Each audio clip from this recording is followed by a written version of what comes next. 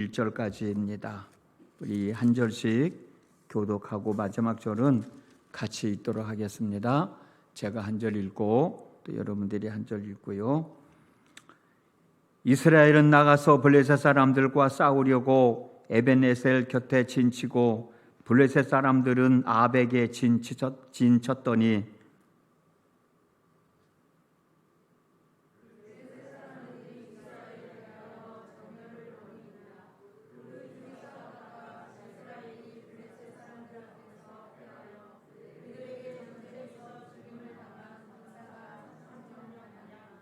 백성이 진영으로 돌아오매 이스라엘 장로들이 이르되 여호와께서 어찌하여 우리에게 오늘 블레셋 사람들 앞에 패하게 하셨는고 여호와의 언약궤를 실로에서 우리에게로 가져다가 우리 중에 있게 하여 그것으로 우리를 우리 원수들의 손에서 구원하게 하자 하니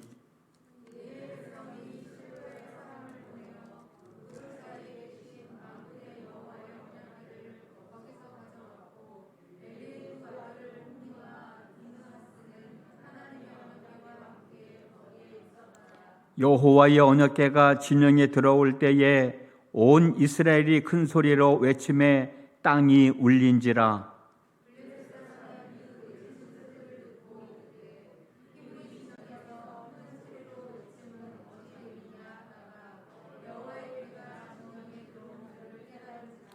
블레셋 사람이 두려워하여 이르되 신이 진영에 이르렀도다 하고 또 이르되 우리에게 화로다.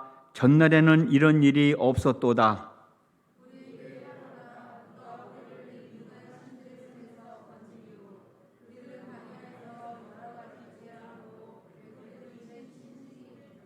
너희 블레셋 사람들아 강하게 되며 대장부가 되라. 너희가 히브리 사람의 종이 되기를 그들이 너희의 종이 되었던 같이 되지 말고 대장부 같이 되어 싸우라고 하고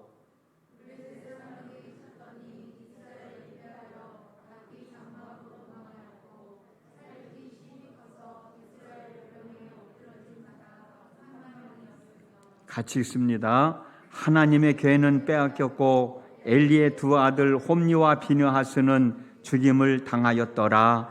아멘.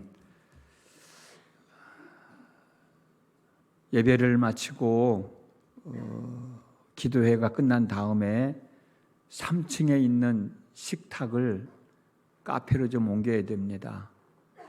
식탁이 너무 무거워서 그걸 옮기기가 너무 힘들고 그래서 새로 플라스틱으로 가벼운 걸로 주문을 했습니다.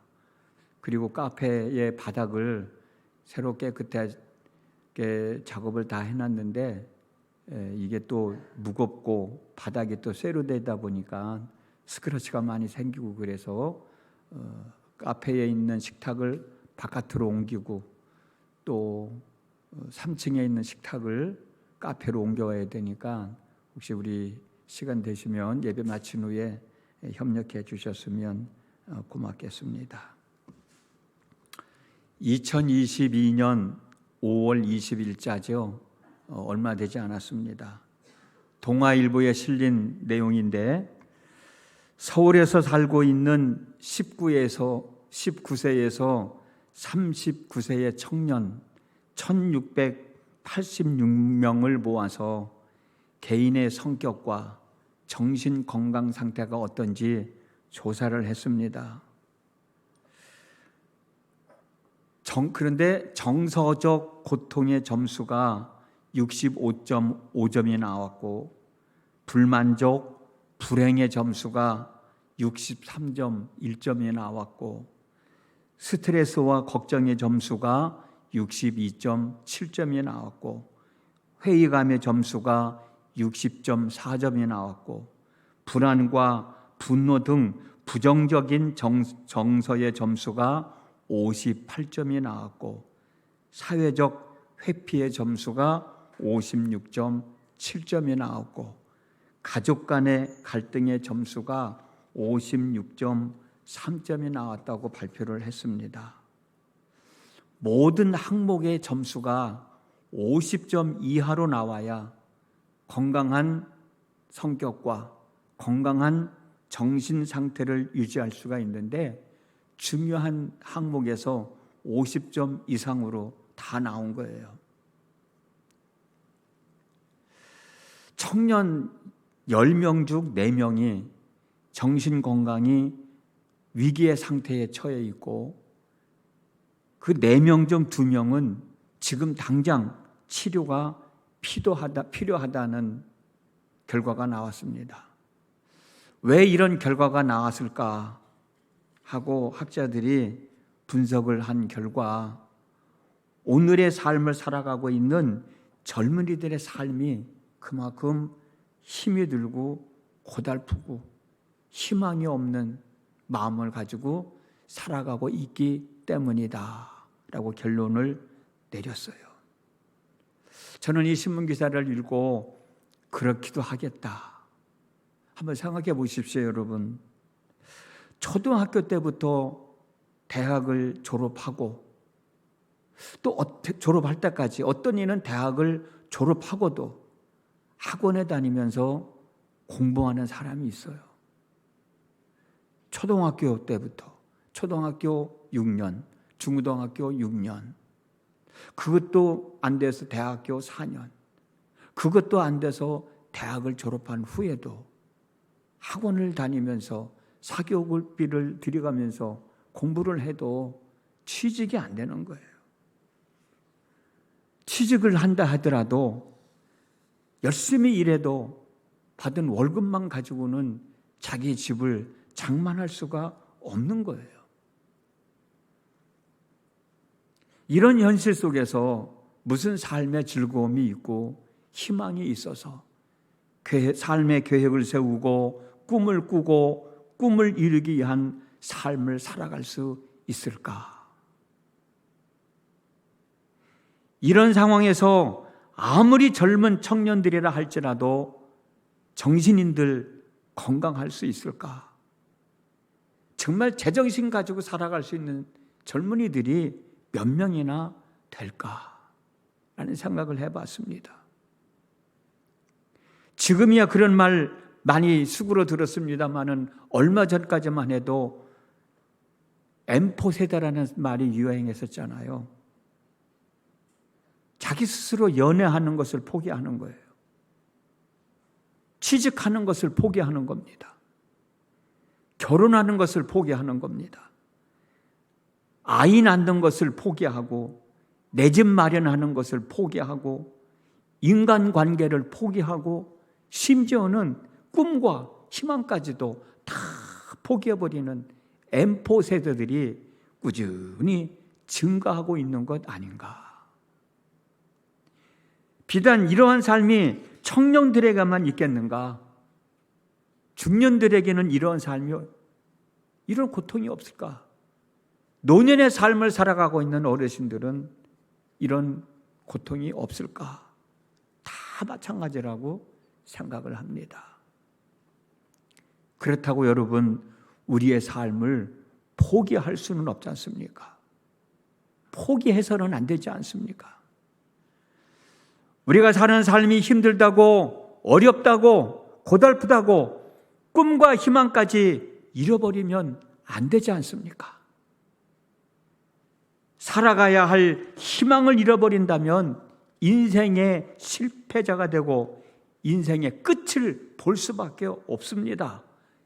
이해가 되는 일이지만 오죽했으면 그럴 수밖에 없었겠는가라고 이해할 수 있겠지만 정말 오죽했으면 며칠 전에 신문에 뉴스에 나왔잖아요. 광주에서 19살 먹은 대학생이 스스로 목숨을 끊을까. 이해는 되지만 삶을 그렇게 망쳐서는 안 되지 않느냐. 삶을 그렇게 마무리 져서는 안 되지 않습니까? 얼마나 힘들고 어려웠으면 부모가 그 어린 자식들을 먼저 보내고 자신들의 목숨을 끊을 수밖에 없을까? 이해는 되지만 인생을 그렇게 마무리 져서는 안 되지 않느냐 말이에요. 꽤 오랜 시간이 지났습니다. 2001년 4월 5일 식목일 날이었습니다. 잠실 야구장에서는 프로야구 개막전이 있었습니다. 이때 수많은 야구 팬들에게 그리고 이 땅의 모든 사람들에게 희망을 던져준 9살짜리 소년이 있었습니다. 그 소년의 이름은 애덤 킹, 한국 이름은 오인호라고 합니다. 1991년 인호는 선천적으로 양쪽 다리가 썩어 들어가는 병을 갖고 태어났을 뿐만이 아니라 양쪽 손가락이 붙은 중증 장애아로 이 땅에 태어났습니다. 그래서 인호는 안타깝게도 태어나면서부터 부모로부터 버림을 받았어요. 1995년 미국에 입양이 됐습니다. 양부모의 지극한 사랑을 받으며 살던 인호는 애덤 킹이라고 이름을 바꿨고 3차례에 걸친 손가락 분리수술을 받아냈습니다. 썩어 들어가는 다리는 어찌할 수가 없어서 양쪽 다리를 절단하고 금속으로 만든 의족의 몸을 지탱하고 살았어요. 그럼에도 불구하고 이 어린 아이 애덤 킹은 자신이 처한 상황을 그대로 받아들이고 잘 극복하며 열심히 살았습니다. 자신을 버린 부모를 원망하지 않았습니다. 자신의 삶을 비관하거나 낙심하거나 절망하지도 않았습니다. 양쪽 다리에 의족을 착용했기 때문에 제대로 걷지도 못하는 상황에서도 치고 달려야만 하는 야구를 할 수 있었다는 것은 대단한 의지 아니에요? 그 어린 꼬마가, 물론 양부모가 도와줬기 때문에 그랬겠지만 멀쩡한 다리를 가지고 달려가면서 치면서 야구하기도 힘든데 양쪽 다리를 다 의족을 한 채로 달려가면서 공을 받아내고 공을 친다고 하는 게 쉬운 일이겠냐고요. 근데 이 아이는 그걸 해냈어요. 그걸 하면서 얼마나 넘어지고 얼마나 많이 자빠졌겠어요. 그럴 때마다 얼마나 속이 상했겠어요.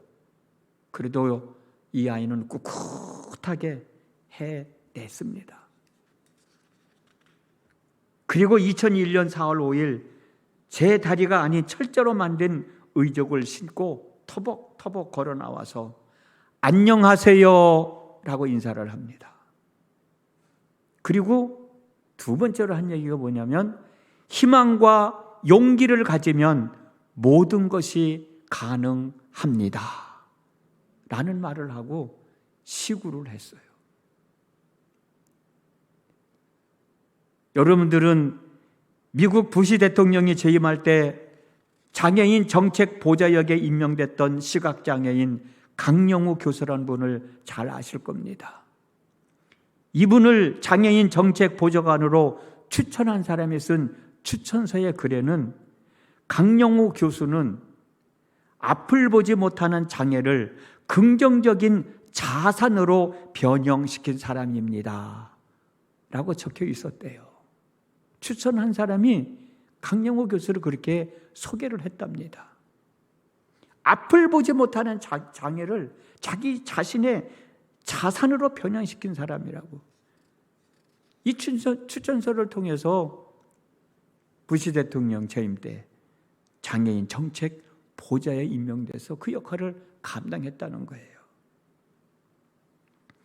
앞이 보이지 않는 자신의 문제를 부정적으로 보지 않고 불행하게 여기지 않고 긍정적으로 보고 앞이 보이지 않는 상황을 자신의 큰 자산으로 바꾸어 살아가는 사람이라고 하는 뜻이잖아요. 그렇습니다. 어떤 환경이라 할지라도 희망과 용기를 가지면 살아남을 수 있습니다. 불황 속에서도 호황을 누리는 사람들 있잖아요. 불황 속에서 호황을 누리게 된다는 꿈을 가지고 열심히 살아가면 호황을 누리게 됩니다. 그러나 불황이라는 생각만 하고 살면 불황 속에서 허덕일 수밖에 없어요. 아무리 M4 시대에 살아가고 있다 할지라도 연애하는 사람들 많이 있잖아요. 포기하는 사람들이 많이 있지만 그 중에서도 연하는 사람 있잖아요. 결혼을 포기하는 사람들이 많이 있지만 그 중에서도 결혼하는 사람들이 있잖아요. 결혼하고도 아기 안 낳는 사람들이 있습니다만은 그 중에서도 아기 낳는 사람들이 있지 않습니까? 취직 못한다고들 하지만 그 중에서도 취직하는 사람들이 있고요. 집 사지 못한다고 하는 사람들, 포기하는 사람들이 있지만 그 중에서도 자기 집 장만하고 살아가는 사람들 있지 않습니까? 그런 사람들이 있는데 우리가 왜 절망하면서 스스로 인생을 포기해야 되느냐 말이에요. 그만큼 의지가 없는 거지. 그만큼 꿈이 없는 거지. 의지가 없고 꿈이 없기 때문에 스스로 인생을 포기하는 건 아닐까? 스스로 삶을 포기하는 건 아닐까? 요셉을 보십시오. 요셉은 하나님께서 꿈을 통하여 보여주신 자신의 앞날에 대하여 희망을 가졌습니다.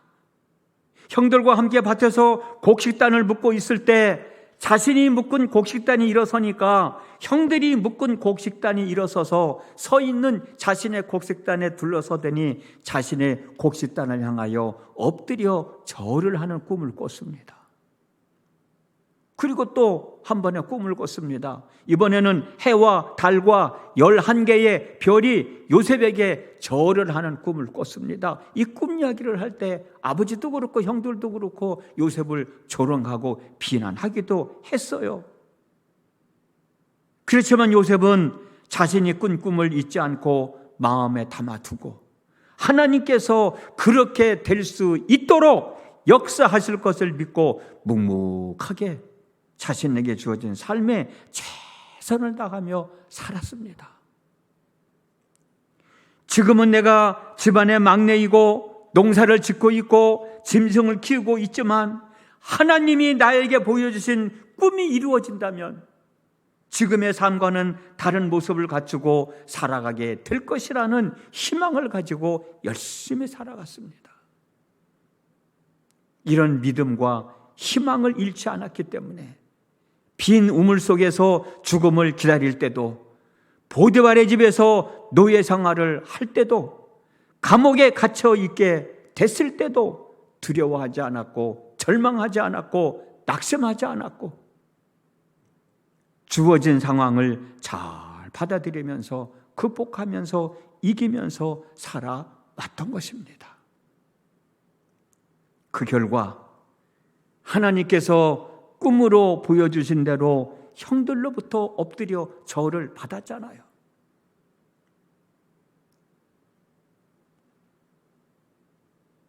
요셉 때문에 온 가족이 흉년에 굶어 죽지 않고 살아남을 수 있었잖아요.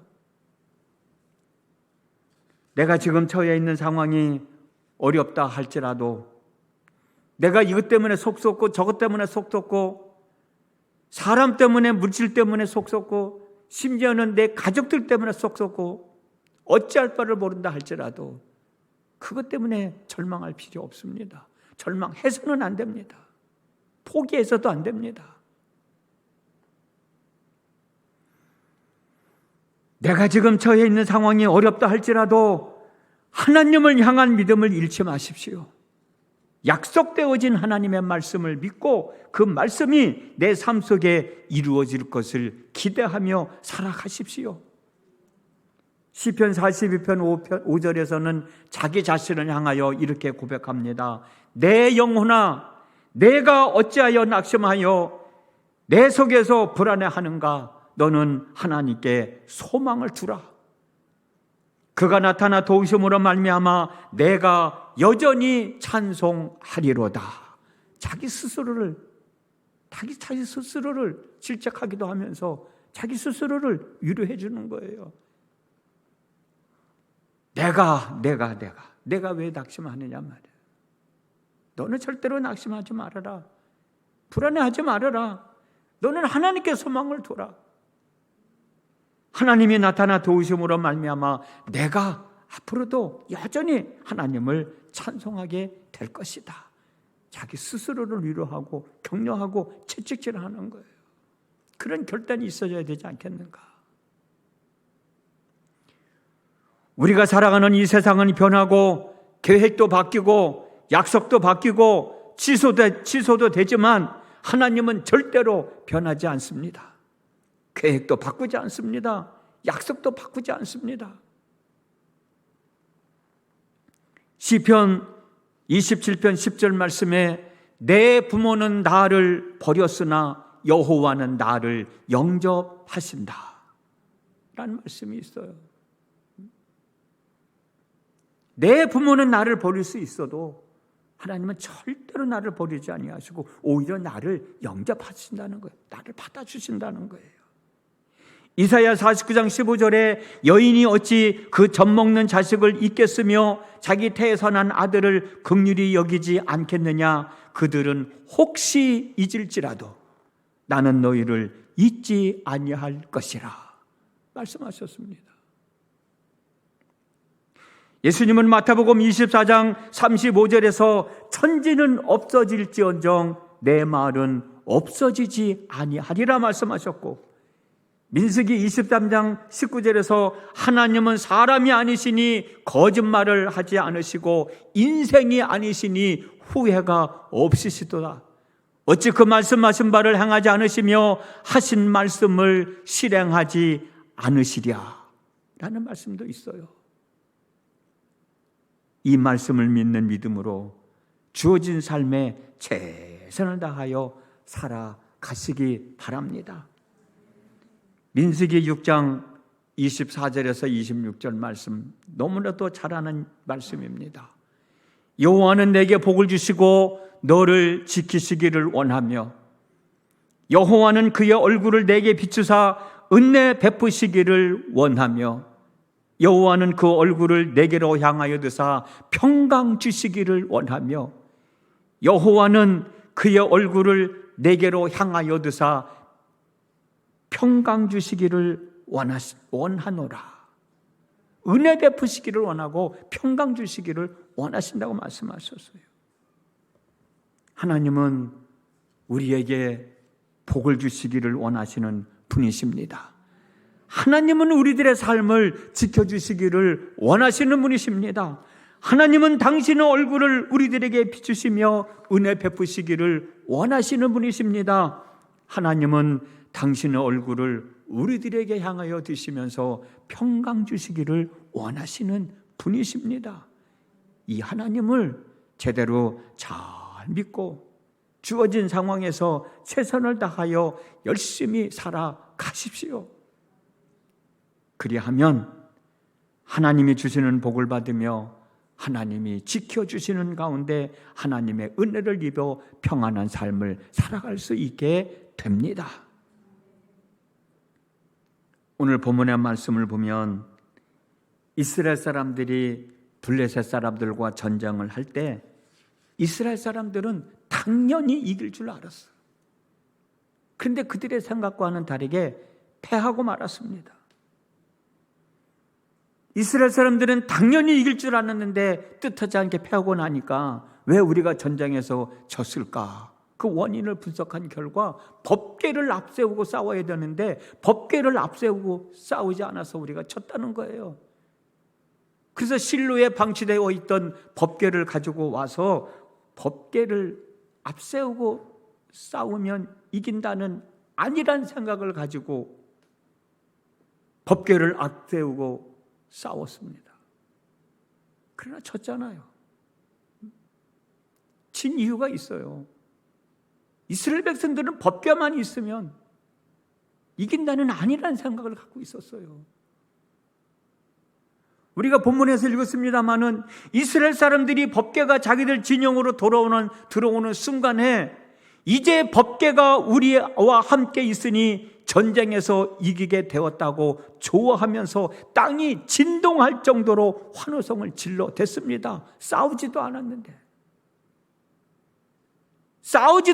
법궤가 자기들 진영에 들어왔다고, 전쟁에서 이겼다고 좋아하면서 얼마나 환호성을 질렀으면 땅이 진동을 하겠어요. 그것을 블레셋 사람들이 지켜보고 있었던 것 아닙니까? 블레셋 사람들은 이스라엘 백성들의 환호성을 듣고 궁금해하는 거예요. 도대체 저 사람들이 왜 그러느냐 말이에요. 우리한테 전쟁에 졌기 때문에 지금 저런 소리가 들려서는 안 되는데 어떻게 이스라엘 백성들 진영에서 저런 소리가 들리느냐.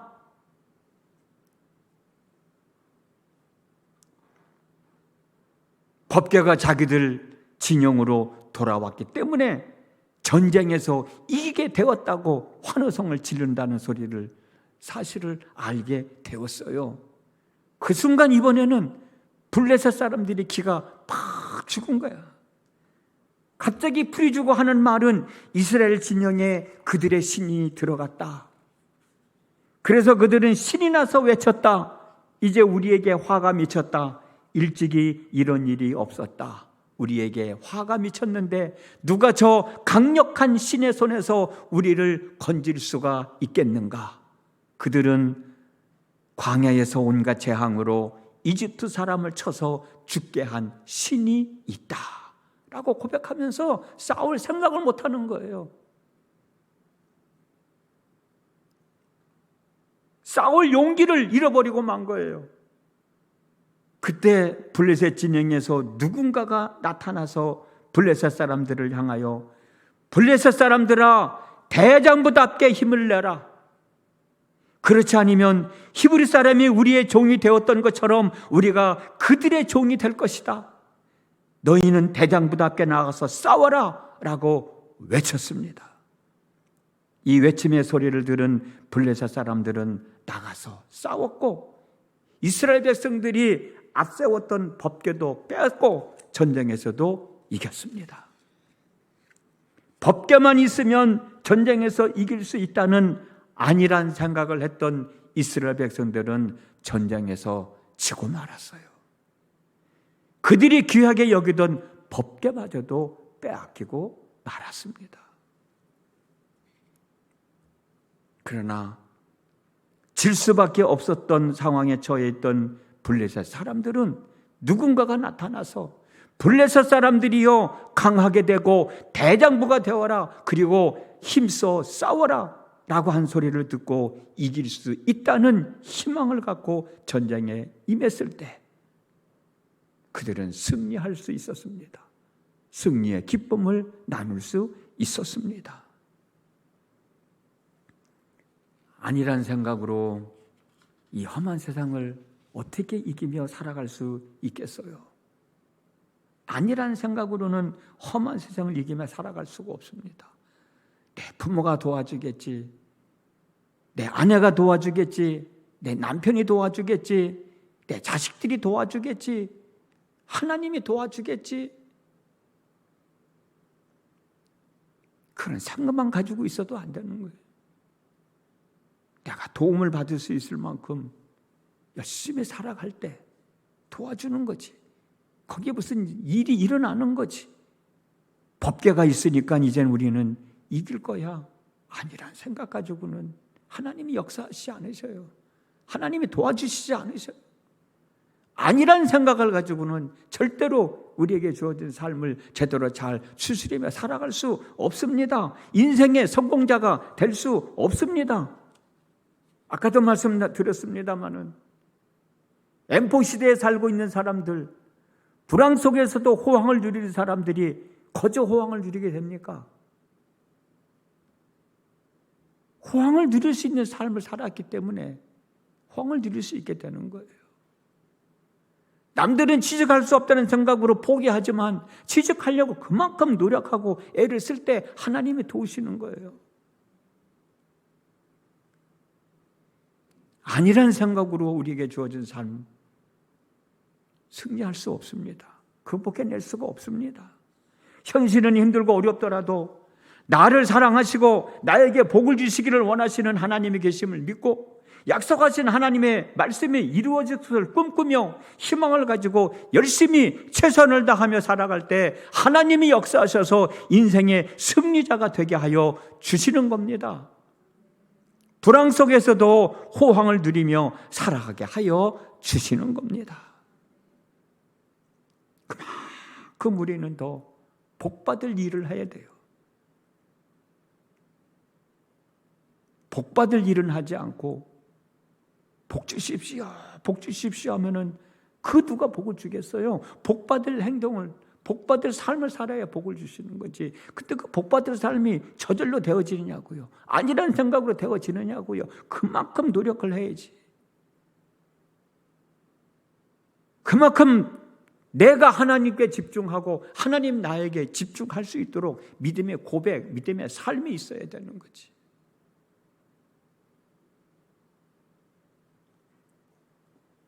불황 속에서도 호황을 누리며 하나님의 영광을 드러내며 살아가는 저와 여러분 모두가 되어졌으면 정말 좋겠습니다.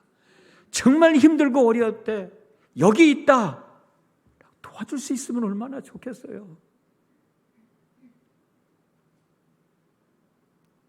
힘들고 어려울 때 내가 하나님으로부터 복을 받아서 도와줄 수 있는 능력자가 되면 얼마나 좋겠어요. 그 삶이 바로 하나님의 영광을 드러내는 삶이 아닐까요? 그 삶이 바로 하나님 살아계심을 증명하는 삶이 아닐까요? 불황 속에서도 호황을 누리는 삶을 보면서 저 사람은 도대체 이 상황에서 어떻게 저런 삶을 살아갈 수 있을까? 많은 사람들이 궁금해한다고 하면 그 삶이 바로 하나님 살아계심을 증명하는 삶이 아닐까? 하나님의 영광을 드러내는 삶이 아닐까 말이에요. 남들 가난할 때 나도 가난해지고, 남들이 인생을 실패할 때 나도 인생에서 실패한다면 다를 바가 없잖아요.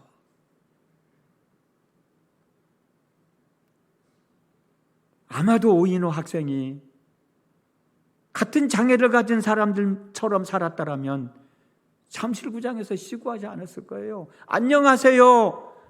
희망을 잃지 않으면 살아남을 수 있습니다라는 말도 하지 못했을 거예요. 같은 상황이지만 의족을 한 채 야구를 하려고 하는 마음, 그걸 달려가서 공을 잡을 때 얼마나 힘들고 어려웠겠어요. 그런 과정을 다 극복해냈기 때문에 그 자리에 설 수 있었던 건 아닐까요? 남들은 내가 살아가는 사회에서 포기할 수밖에 없어. 그래서 정말 얻어야 할 것을 얻지 못하고 살아가는 사람들이 있지만, 얻지 못할 것이라고 생각하고 있었지만 그래도 얻으며 살아갈 때 거기에 하나님의 영광이 있고 거기에 살아계신 하나님을 증명할 수 있는 것 아닐까요? 이루어야 할 것을 이루며 살아갈 때 거기에 하나님의 영광이 있고 거기에 하나님 살아계심을 증명할 수 있는 일이 아닐까요?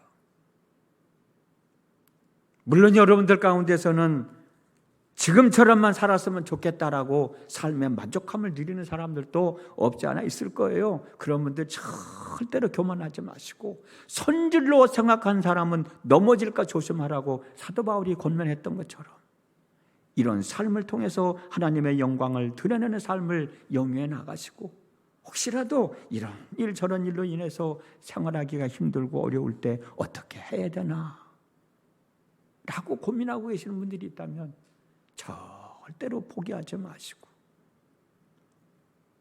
나를 사랑하시고 나를 지키시고 내게 복 주시기를 원하시고 내게 은혜 주시기를 원하고 내가 평강한 삶을 살기를 원하시는 하나님이 계시지 않느냐, 그 하나님을 믿고 나도 그렇게 살아갈 수 있게 해달라고 기도하면서 주어진 삶을 잘 극복해 나갈 때 우리는 더 하나님의 영광을 드러내며 살아계신 하나님을 증명하며 살아갈 수 있습니다. 우리 모두가 그렇게 살아갔으면 정말 좋겠습니다. 할렐루야. 그리 될 수 있기를 주님의 이름으로 축복합니다. 기도하겠습니다. 하나님, 2022년 8월 마지막 날입니다. 마지막 수요 예배이고요. 8월 한 달 동안에는 비가 많이 와서 목숨을 잃은 사람들도 있고 애써 가까워 나온 농작물을 잃은 사람들도 있고 재산을 잃은 사람도 있고요. 그들이 희망을 잃지 않고 꿈을 잃지 않고 살아갈 수 있도록 은혜를 더하여 주시고 오늘 이 자리에 예배할 수 있도록 인도해 주신 하나님 앞에 감사하면서 우리의 삶이 어떻든 하나님을 믿는 믿음을 포기하지 말고 우리에게 주어진 삶 포기하지 말고 꿋꿋하게 살아갈 수 있는 저희 모두가 되도록 인도해 주시기를 원합니다. 불평할 것도 없습니다. 원망할 것도 없습니다. 불안해할 것도 없고 초조해할 것도 없고 주어진 상황 받아들이면서 그 속에서 삶의 기쁨을 누리며 즐거움을 누리며 하늘의 삶을 살아가는 저희들 되어지게 하여 주시고 그 삶 속에서 살아계신 하나님을 증명하며 살아갈 수 있게 해 주옵소서. 새로운 달 9월을 맞이하게 됩니다. 아버지 하나님, 9월달은 지금보다도 더 복된 삶, 하나님의 뜻을 이루며 살아가는 삶, 하나님의 영광을 드러내며 살아가는 삶 되어지게 하여 주시옵시고 아프지 말고 건강하게 살도록 인도하여 주시옵시고 마음의 즐거움은 양약이라도 심령의 근심은 뼈를 마르게 한다는데 즐거움 속에서 살아갈 수 있는 저희들 되게 하여 주시옵소서. 예수님의 이름으로 기도드렸습니다. 아멘.